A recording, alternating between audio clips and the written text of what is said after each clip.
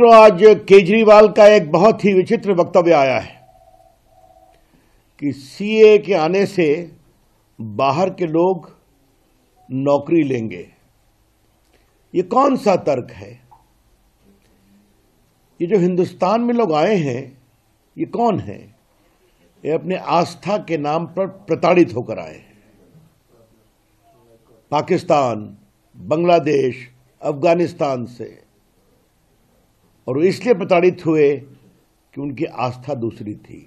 वो हिंदू थे, सिख थे, क्रिश्चियन थे, पारसी थे। तो भारत तो एक प्रकार से इस तरह से प्रताड़ित लोगों के लिए अवसर देता है ना, और यही रह रहे हैं ना वो बड़ी संख्या में। तो क्या उनको कानूनी माध्यम से नागरिकता का संरक्षण देना भारत का नैतिक, संवैधानिक और सांस्कृतिक अधिकार है या नहीं? न किसी की नौकरी ली जाएगी, न किसी की नागरिकता ली जाएगी। ये बात हम बहुत स्पष्ट रूप से कहना चाहते हैं। लेकिन केजरीवाल जी, वोट बैंक की प्रत्याशा में आप कहां तक जाएंगे? बार बार माननीय गृह मंत्री अमित शाह जी ने इसको स्पष्ट किया है कि सीए हिंदुस्तान के किसी नागरिक की नागरिकता नहीं लेगा। सीए कानून का हिंदुस्तान के किसी भी नागरिक के बारे में कोई संबंध नहीं है। न हिंदुस्तान में रहने वाले किसी की नागरिकता छीनेगा, न किसी को नागरिकता देगा। ये केवल और केवल वो लोग जो अपनी आस्था के नाम पर प्रताड़ित होकर पाकिस्तान, बांग्लादेश, अफगानिस्तान आदि से आए हैं, उनको नागरिकता देता है। और गृह विभाग ने भी बाकायदे एक स्टेटमेंट इशू किया है कि सीए देश के मुसलमानों के विरोध में कुछ नहीं कहता।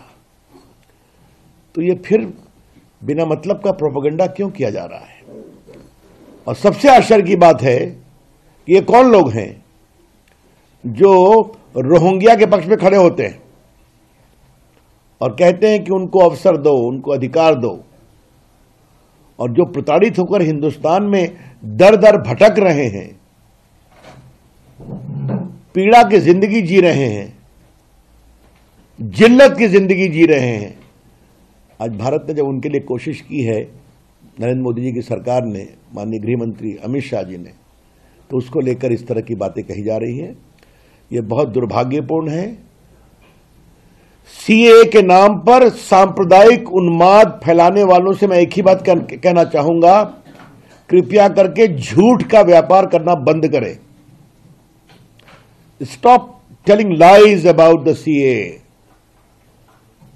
कल मैंने ममता जी का एक वक्तव्य देखा। उनकी राजनीतिक जमीन खिसक रही है बंगाल में, तो वो चिल्ला रही हैं।